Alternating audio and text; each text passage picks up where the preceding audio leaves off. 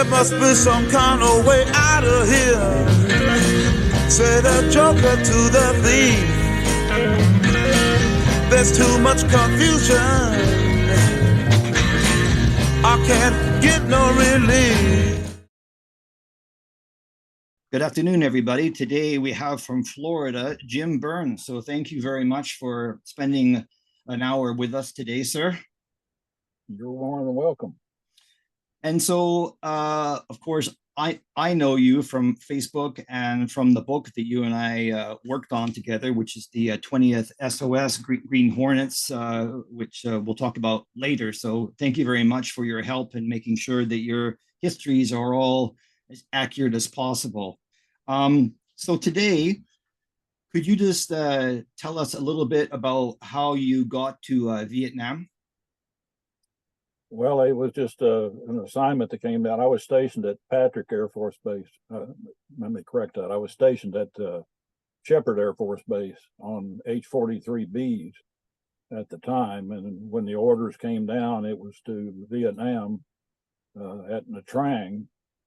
And when I got there, the squadron commander called me in and, he said, "What's your experience?" And I said, "Well, mostly H-43Bs.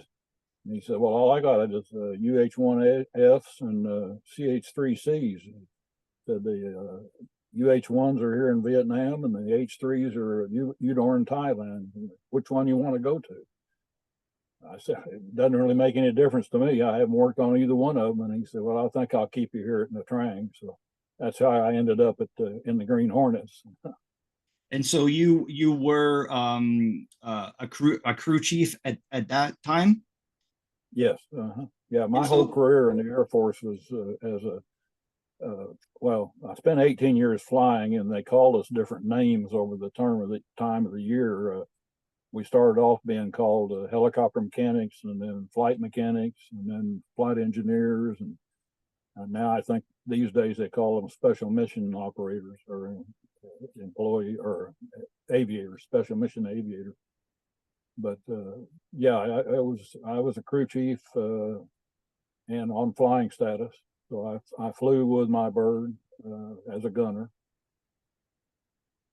And I had an assistant crew chief who luckily was experienced on Hueys. So he was my savior when questions came up that I didn't know the answer to.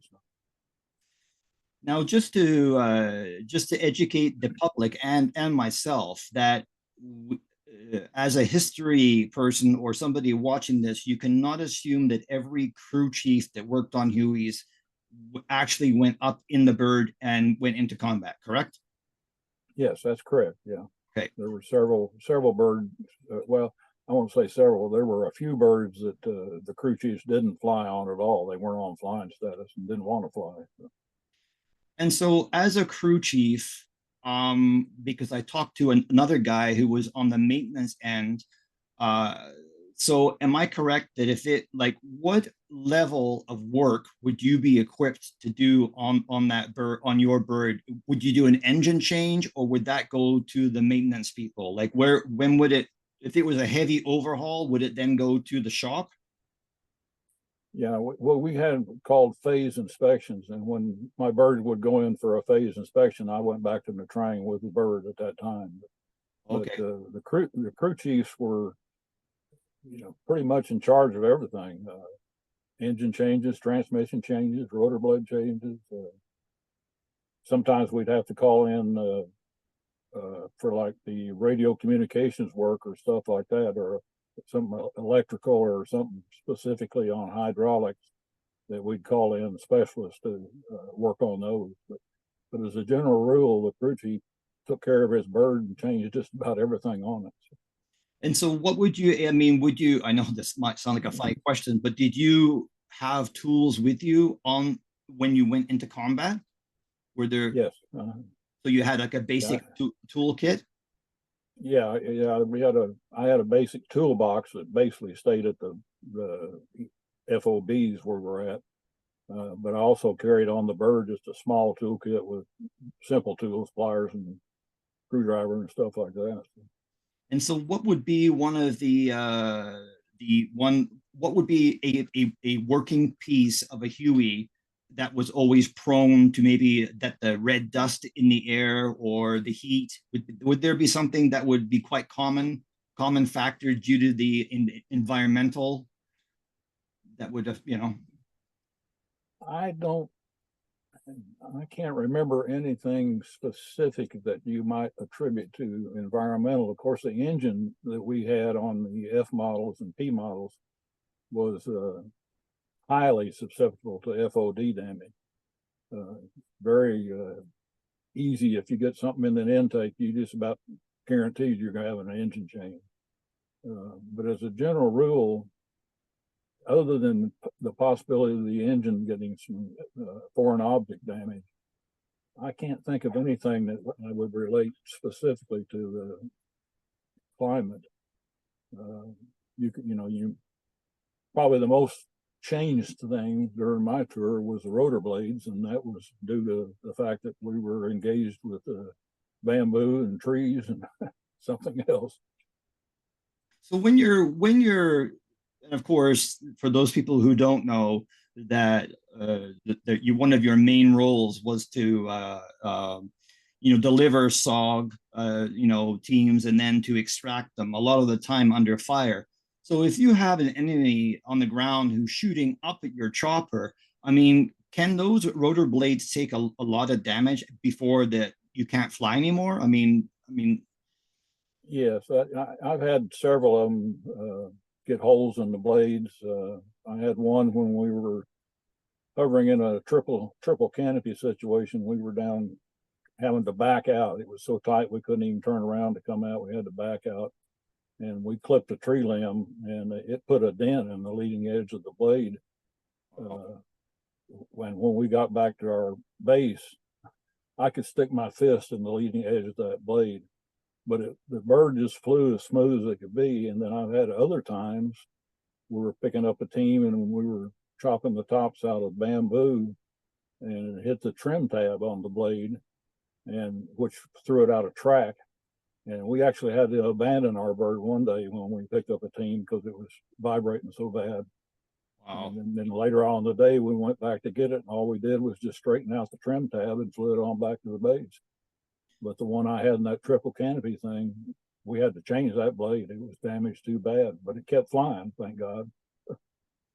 And so would there be the rare case that a bird was so badly damaged that you would have to, blow it up so that the enemy couldn't get any equipment? Yes, there were some cases when our birds were shot down, and the backup bird would have picked up the crew, and then they generally would send fast movers or A1s in there and destroy it because of the classified equipment that was on it. So yeah, that happens sometimes. Yeah. And now, so I mean, your average SOG team, you might have two or three Americans and maybe 4 or 5 indige. So you would take those in 2 choppers? It wouldn't. No, that a team 6 or 7 man teams we hauled in 1 chopper. Wow. And our formation was generally 3 what we called slicks, which weren't the gunships, and the low bird slick is the one that's going to put the team in and pick them up when they had to come out. The second bird was just a slick that also carried a special forces medic on board, and if the team that was being picked up was injured or wounded, then that bird went in to pick them up, so the medic would be there with them. And then the third bird was just a basic crew, and that was just to pick up anybody that could get picked up if they went down. And then we had 2 to 4 gunships with us as well. So as a crew chief, the gunners, I would assume that their role was to take care of their guns, which means the cleaning and all the maintenance. Your role would not have been to do with the guns, right? Well, yeah, I took care of my M60. The okay. Gunners, yeah, okay. On the miniguns, right? Those guys took care of their guns too, and sometimes that was a crew chief. And but a lot of the gunners on the gunships that was their career field, was a gunner. They weren't crew chiefs. So, and of course, they always helped out on the M60 if I had any questions on that too. And so the minigun, I mean, that's a huge rate of fire. Was there like a maintenance issue on there that you had to be careful of? Or I mean, or were they pretty good? As I remember it, they were pretty good. I didn't work on the miniguns at all. I didn't fly on the gunships, but I sure loved having them over me when we were picking up a team under fire. I'm sure. Now, when you were using the M60, did you ever use the tin can to aid in the feeding of the belt? That's kind of interesting. Yeah, I know that's not just for you guys, but all Huey crews, with gunners found out that the linkage would feed better into the M60, right? Yeah, absolutely. Yeah, use them all the time. And when you were the gunner, did you have the bungee cord, or had they changed it to the mount? Both. When I got there in May of '67, and we had the bungee cords at that time. We also had, a lot of people don't know this, but we had 4 gunships at that time, but they were F model gunships, not P model gunships. The P model modification included being wired, all of them being wired for guns, but it also had self-sealing fuel tanks and some armor plating and some radio modifications that made it a P model. But then I got there in April. I think I got there in April, and then we had the bungee cords, and then we would fly with some Army ships as well, and we saw some of the mounts they had, and we scrounged some of those from the Army guys to get those mounts before we actually got one through our own supply chain. So probably around June, July, somewhere in there, '67 is when we started getting mounts on them. And just for the public, you might wonder why I'm mentioning about bungee cords. Well, the bungee cords were just like an in-country, customization because of the weight. They called it the pig. So you would have a bungee cord that would be attached to the roof. I know it's not the roof, but the inside. And but you said attached to the gun, so you have some of that weight off. But I believe it was you that told me that you also have to be very careful that you didn't shoot off your own rotor blades or hit your rotor blades because there was so much movement, right? Yeah, you could swing it around all the way if you wanted to. Matter of fact, one of the things we added to it, we added just a rod that we strapped to the side of the gun, so that it would be, if you got to getting where you were swinging it around toward the cabin or the cockpit, that rod would hit first, kind of wake you up that you're going too far. But yeah, you had full range of fire with that minigun on a bungee cord. Oh, or the M60 on the bungee cord. And now with the M60, did you ever? I mean, like those barrels, you would have to change the barrels with like fairly often, right? Because they would warp from the high heat. Yeah, it would heat up. We always carried a spare barrel with us. Luckily, I don't remember ever having to change one on a mission. I know. Well, my barrel sure got hot, but they never caused me a problem. So we carried an asbestos glove and a spare barrel. So.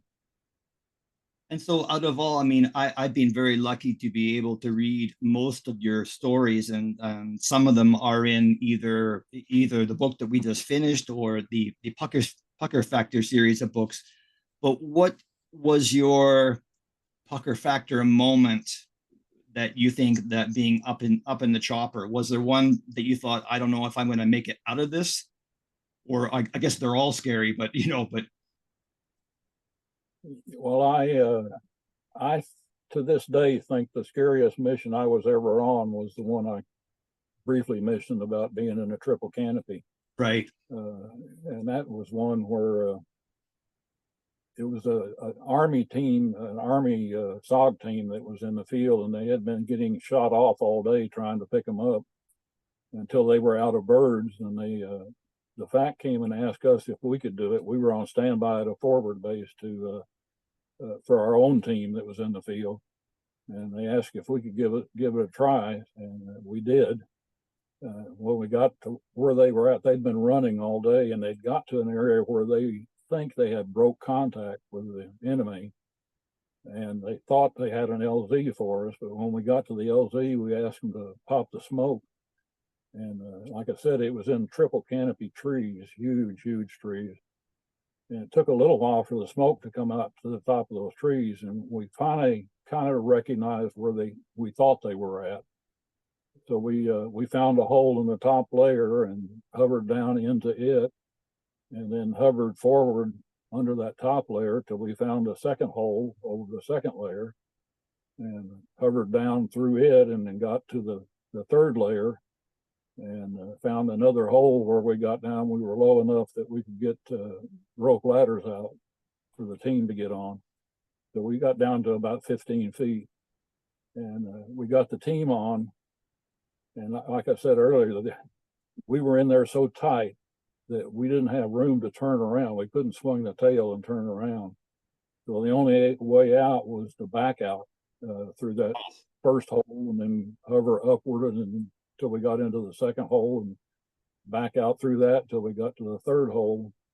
And then on the third hole, as we were hovering out to get clear of the trees, is when we clipped a big tree limb and hit the blade.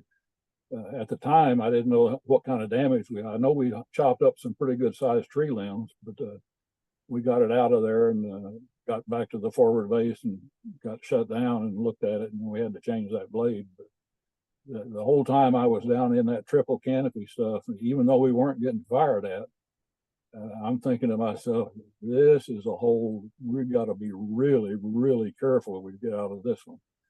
And which my pilots were great. They did good, really great. Wow.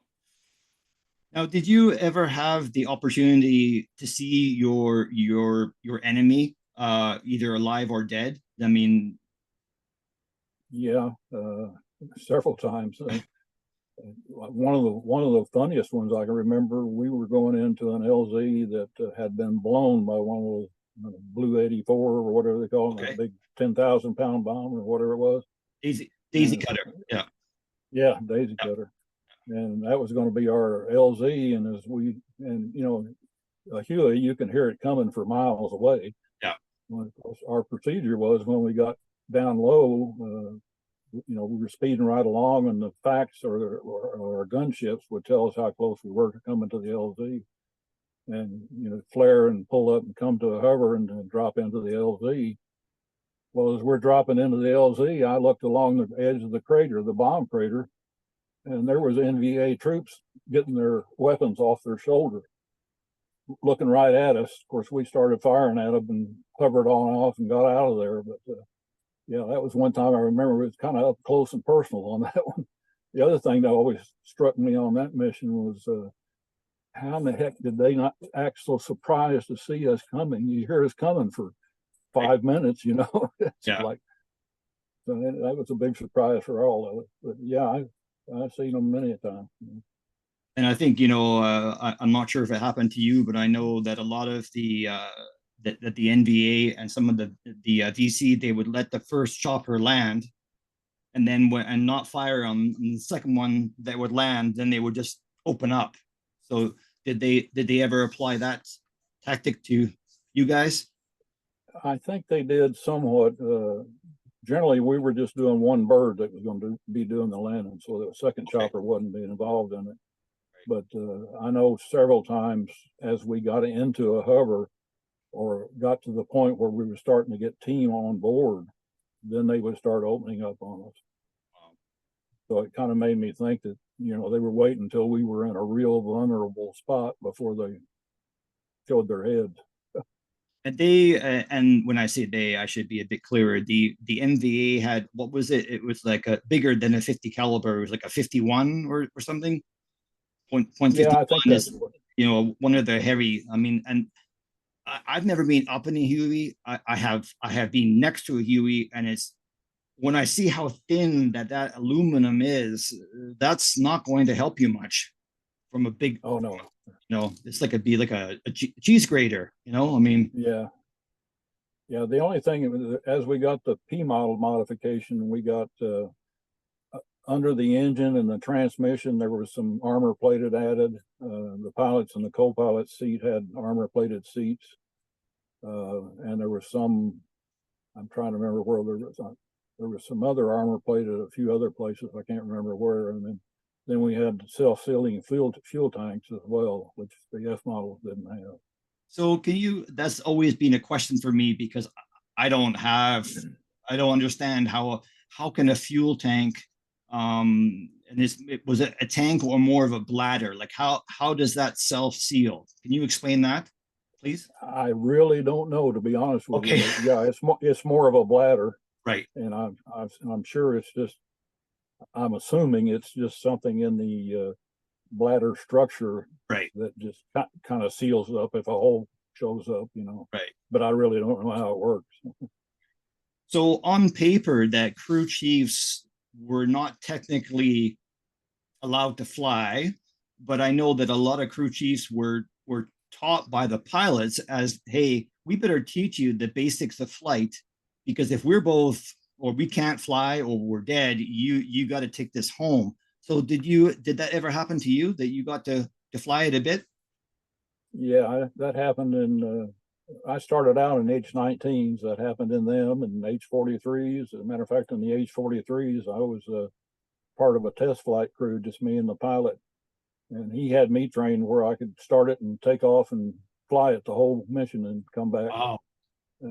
I flew it F model. I flew from Pontoon to Pleiku one time, and then on the H3s I flew front seat in them too.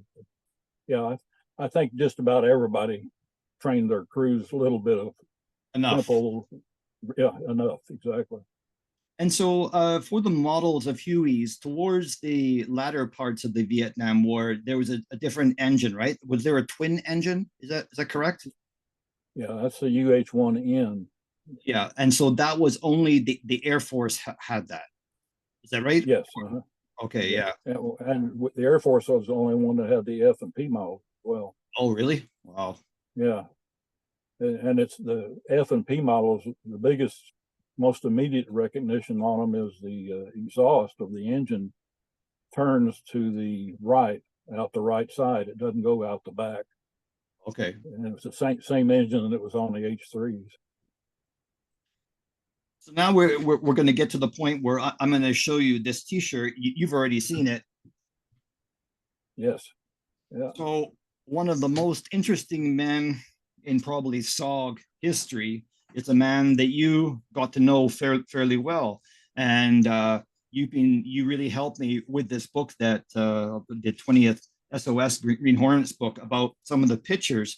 And what a lot of people probably don't know is that yes, Shriver had Klaus, but before Klaus, the German Shepherd, but before that he had another dog, you know, Adolf. And you were telling me that Adolf liked to retrieve not balls or sticks, but cans of beer. Is that right? Yeah. Yeah, you could throw a stick for him and he wouldn't chase it, but you throw a beer can out there and he'd go right after that. Wow.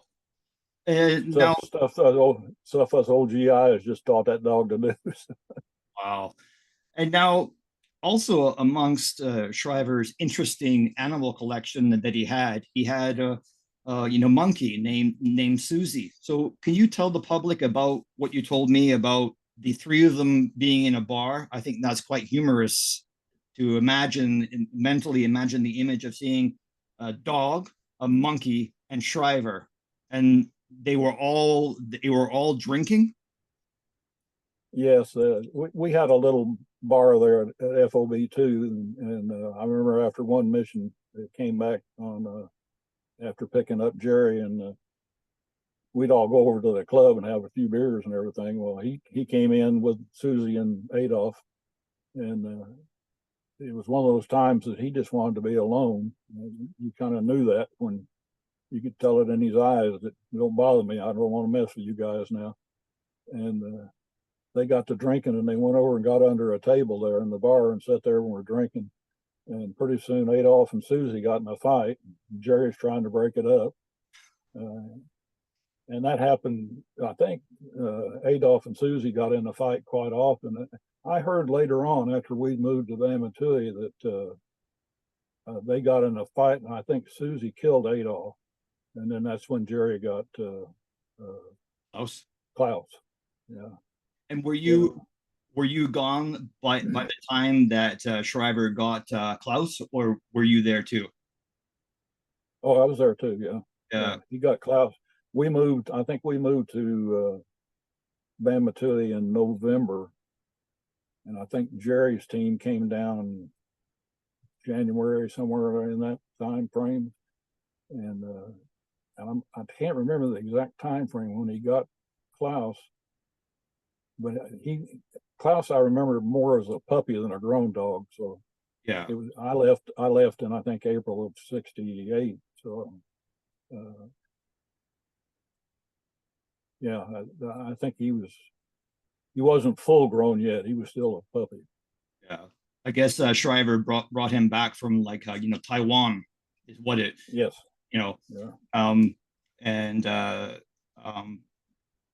I've talked. I mean, after Shriver went MIA, I know that the SOS or Green Hornet crews took care of Klaus, and there's quite a few pictures in the book about that.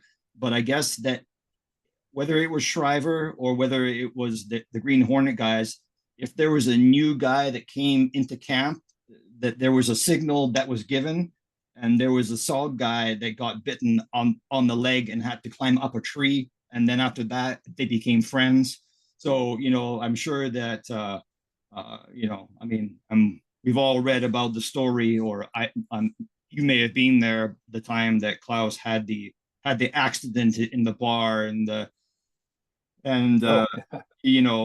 bar owner, wiped the dog poo on the dog's face, and Shriver came in there and dropped his pants and defecated on the floor and basically said, "Bring it on! Like, you're gonna do that to me?" I'm sure no one did.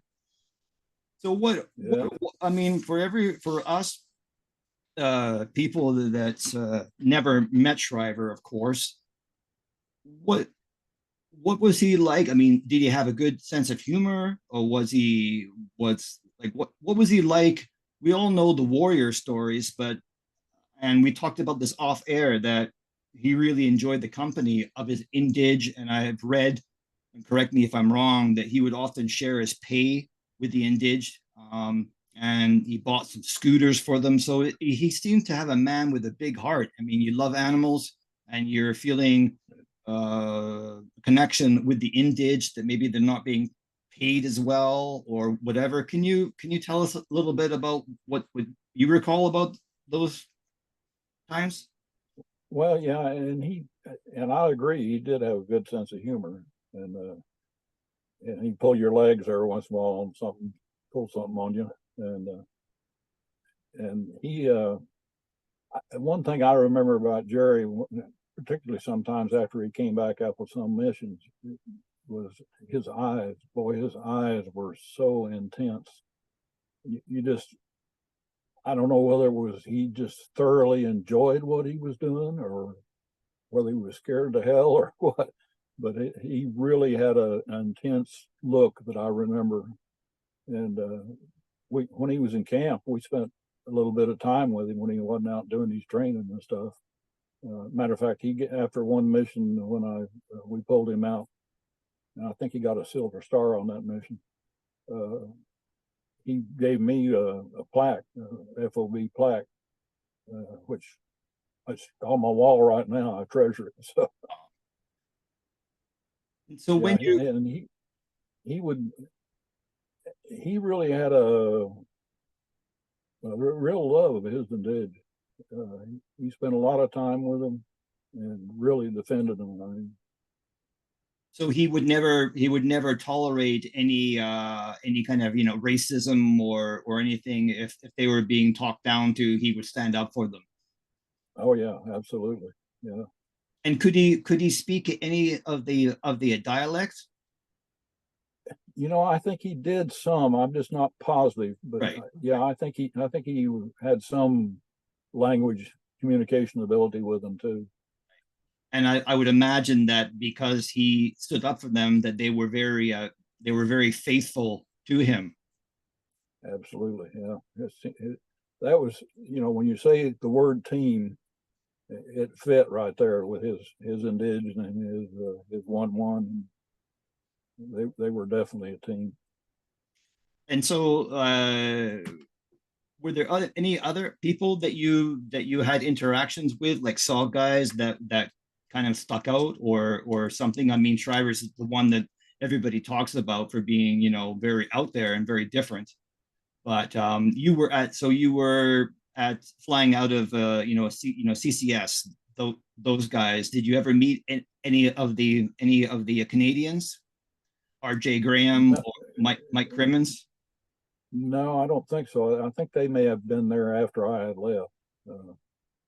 Actually, we were, in my opinion, when I was there, we were closer to the team, to the 1-1s and the 1-2s, and even the teams. When we lived at, we camped at FOB2. Okay. Than we were when we moved to Bamatui. And I don't know why that was different, but it just seemed like we had a little more camaraderie Right. at FOB2.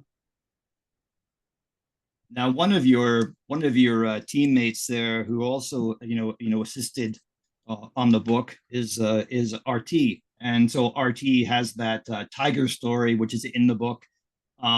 But did you ever? What kind of animals did you ever? I always find this part interesting. Tigers. I mean, did you ever see any tigers or any cool wildlife? No, I didn't. Not during my tour. I didn't Oh, see any. I know they were there, but I didn't see any.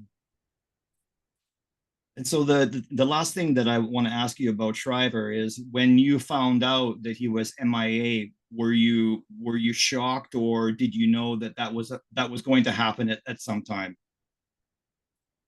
I felt it was. I was shocked to start with, Okay. but I felt it was inevitable because I remember one time, I think we were at FOB2 at that time. He was scheduled to go out on an insert, and some bigwig from Saigon had him set up to go down to Saigon and get an award, a Silver Star or something. I don't know what it was. And he more or less told the camp commander there that whoever that is can shove it. He said, "My turn to go to the field, and I'm going." So he never went out on that thing, and we put him in on the team with his team. But he loved what he was doing. He actually really loved it. And, Yeah, I mean, someone it was Ron that told me that Shriver had at the end. I don't know how he would do this, but he had like piece of a flexible saw blade in the front of his boot. So if he ever got captured, like he just seemed to be armed to the teeth. I mean, we've all seen, or I have seen the pictures of him, and everybody always asks, what was so and so carrying, and what gun did they take? Every mission was different, right? I mean, there's pictures of Shriver, and he's got the handcuffs. I mean, that's for like a prisoner snatch, right? But right. it all depends on your mission. But back to your history. What kinds of weather could you not fly in? I mean, rain, obviously. Could you Well, fly? Could you we fly? could fly in rain. It was more the big thunderstorms and stuff like that you stayed out of, and fog and low ceilings. That was the biggest problem. But just rain itself, we could fly in the rain. And did they ever have like dust storms there or anything where that would keep you grounded? Dust storm? Dust storms like a sandstorm or anything? No, No. no, I don't remember any of that. Yeah. Okay. Because I know. country's I know too that there wet. was, yeah, there was lots of that red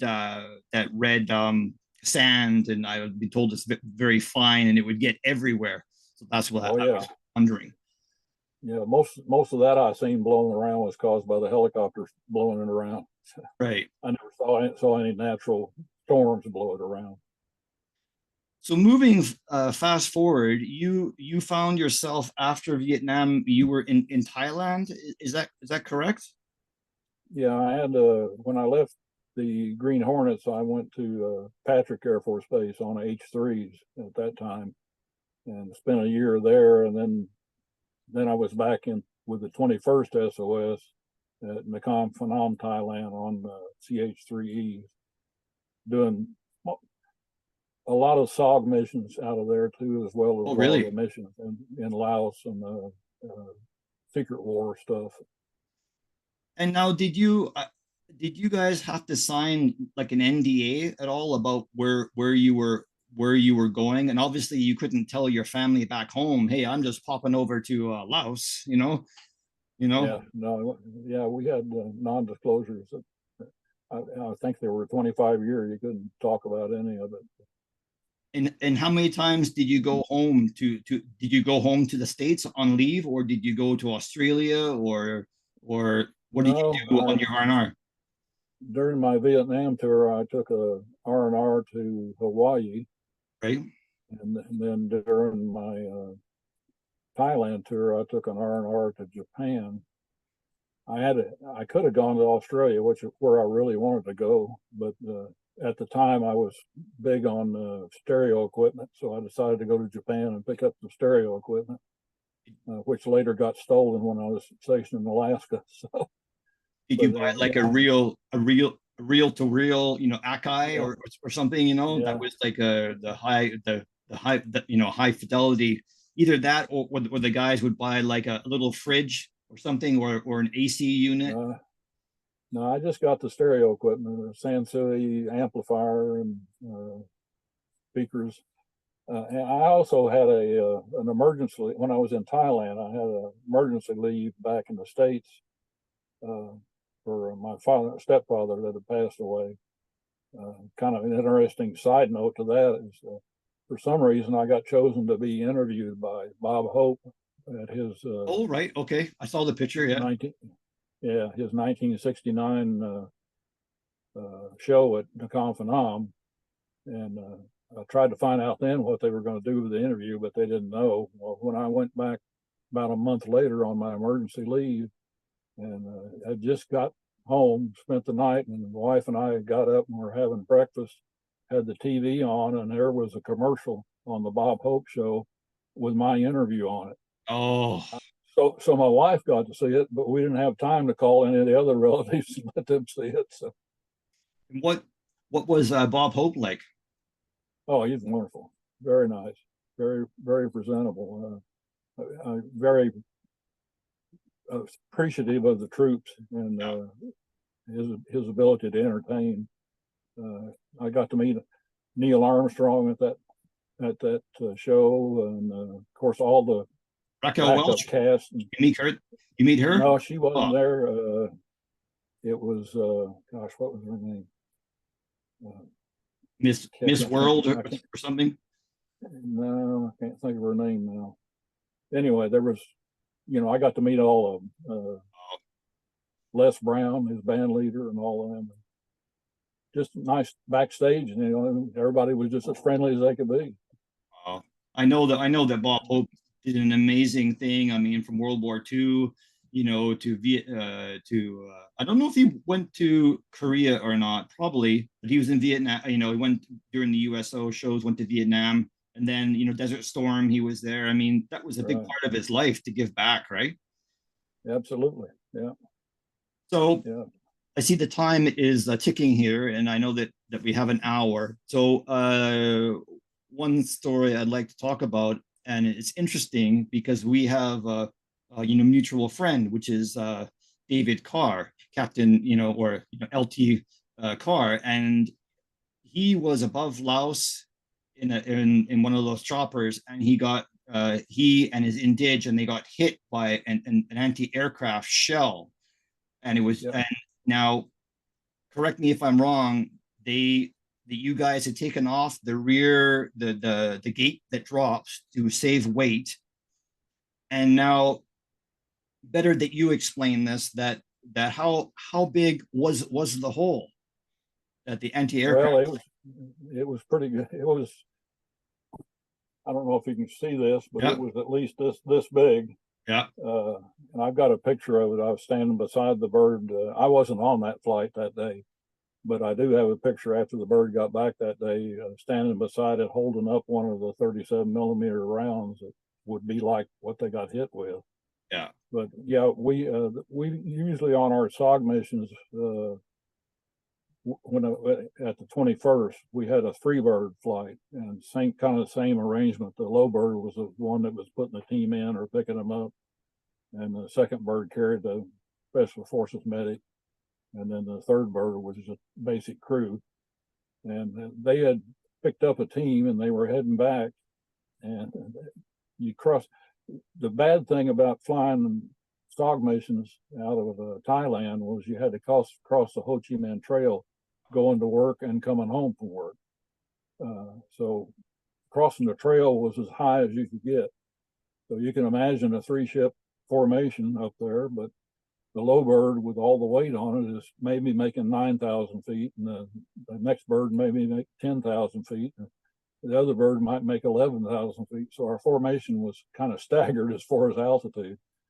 And to save weight on those birds, the H3 has a 2-position ramp, and the aft ramp, we removed that off all those birds just to save weight. Plus, if it was someplace where we could land, it was a quicker way for the teams to get in the bird as well. But the round came in on the low bird and hit the well, if you're looking forward from where the aft ramp is, the round went in where the ramp would have been and hit the right side wall of the cabin and blew the hole out there. If we were still operating with those ramps, that hit would have probably downed that bird, because it Really hit that ramp and exploded inside the bird. The actual explosion occurred outside the bird, but it made it back all right. So. You know, it's funny because David Carr is probably one of my best SOG buddies, and you know, David, for those who don't know, he was at Quezon. He got buried alive three times, I believe. And then he was at the FOB4 attack at Marble Mountain and lived through that. So when I asked him what was his greatest pucker factor over his military career, it was not those first two. It was this story. And Yeah. he said, you know, that the guys, the Indige, were just freaking out because there's this massive hole, you know, and yeah, I think it was only in the last year or two that he had seen that picture that you sent, you know. Yeah. That was cool. Well, Well, I didn't know. I didn't know his name as being part of the SOG team when they were. yeah. I remember Tom Mason was one of the flight engineers on that. I remember him. Yeah, I think I tried to track down the pilot. I think one of them has since passed away. You know, sadly that you guys are all getting older, right? But Oh yeah. but I think what we'll do is we'll end the chat now, and I'm going to talk to you for a minute off air. So hopefully we can have you on again. And the more that I learn as I do the second SOS book, and the more that you guys educate me, I'll have further questions for you. Be happy to anytime. Yeah. Oh, great. So thank you very much for your time today. Don't go anywhere. I'm just going to end the recording. Before you end it, though, I want to thank you for putting these stories out here and sharing the history of these units, so the families will have something to look at. You know, it's a really it's a real honor and to do this. And in the past, I had talked to so many World War II veterans that I wish I would have done this for them, right? And while you guys are still with us, I want to make sure that the histories are correct. That's really my thing. And so that everybody, the great grandchildren, they can see what their grandfather did, or further down the line when I'm not around. So it's going to be, not, I've heard too many stories where people have said, I wish I knew what my dad did. And Yeah. I want to do my part to make sure that everybody is comfortable about the sharing of what they want to, the veteran, because the children or the relatives are only asking for some history. They know that they don't want to share all of it because it's too painful. But once you guys are gone, all there are photographs with nothing on the back of them. A lot of them, right? Yeah. That's So, what okay. it's one of the reasons we started our U.S. Air Force Rotorheads website was for exactly that reason, to get people to start talking about their stories and sharing them. And every day, just today I was working on an identification on a photograph for somebody. So it's a constant thing for me, and I appreciate what you're doing. Oh, you're more than welcome. What I'll do is I always have a little intro video and an exit video. So I'll put the website on there. And if anybody out there has a family member who was part of it, part of the 20th SOS Green Hornets, they can definitely reach out to Jim. You're kind of the the historian now of that, right? Sort of. Yeah, sort of. I've been working. Bobby Hall was one guy that worked for me and he was with the Green Hornets twice, like I was. Right. We've been working for years to try and compile histories and names and incidents that happened and so forth. So, yeah, I guess you could call me kind of a historian. Well, that's good. And not that I know that I'm talking to the right guy then. Okay, thank you very much. Don't go anywhere. I'm just going to end the recording. There